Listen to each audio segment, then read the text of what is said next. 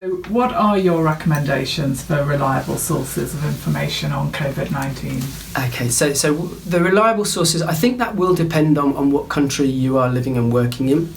And I think each country is developing their own guidance, and obviously I can't speak for every country in terms of how reliable that guidance is. I'll tell you the sources that I know about, and these are sources from predominantly the UK but also the US, but they do have good generic advice that you can use. So the first is from Public Health England, and it's actually called Public Health Matters, and this is a blog that is intended for the public.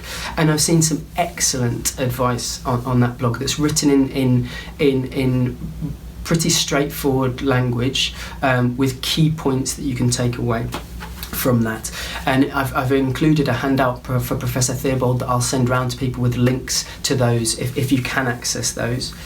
The Lancet and British Medical Journal also do have resource centres that are open access that you can use if you want, for healthcare workers specifically, and people, for example, who are working on these projects to get some further evidence in kind of bite-sized chunks. I have to say those are more related to evidence, but they still do have some summaries of COVID-19 that are very useful. The US CDC, the Communicable Disease Centre advice, is also very helpful. In terms of more global advice, what I've seen so far is WHO, World Health Organization, has some really good advice, including an excellent Mythbusters section, which really is trying to say what are the facts and what are people worried about naturally, but actually isn't the case, isn't true, and that's called the Myth-busting section. And interestingly, the World Economic Forum has some open access pages I think are directed more towards the Global South, that I think are really useful pages.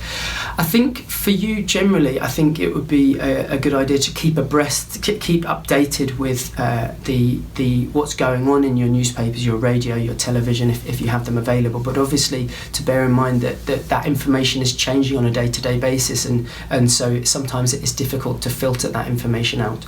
Most ministries for health are setting up education packages currently for COVID-19, and I hope that would be the case in your community.